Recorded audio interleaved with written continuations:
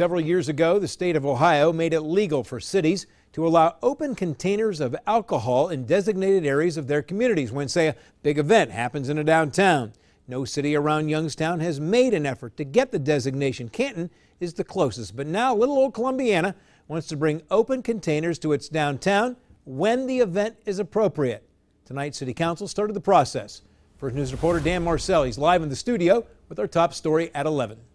Stan, it would create what's called a designated outdoor refreshment area, otherwise known as DORA. You would be able to carry wine and beer outside onto the streets at certain locations in the city, but for some of that area, it's residential and neighbors are worried it would cause a problem.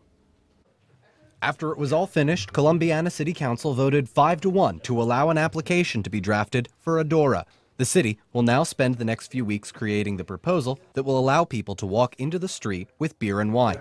Councilman Dan Becker was the only no vote. The other thing I gave you was the proposed area. Two local business owners, Nicole Ice and Josh Dunn, made the location proposal. It would stretch approximately 7 acres from North Main Street to South Main. It would also go east from Main towards 140 East Park Avenue, though council could change that designated area if it chooses. I'm not convinced yet that this is the right thing for us to do, but I think it probably deserves our consideration.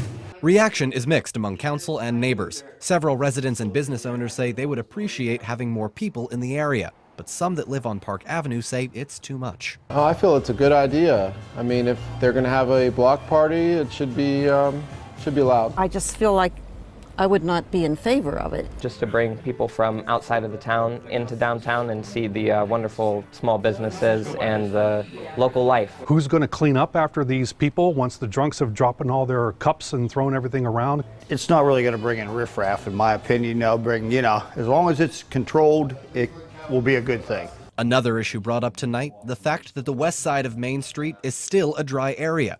According to attorney Mark Hudson, neighbors will be able to walk with their alcohol on that part of the street, but they will not be served. Now, to be clear, vendors would need to apply for this DORA each time they want to have one of those specific events. There will need to be a public hearing as well as 2 public readings. Then council would send it to the state for review. It could still be several more months before this becomes a reality. In the studio, Dan Marcel, WKBN 27 First News at 11.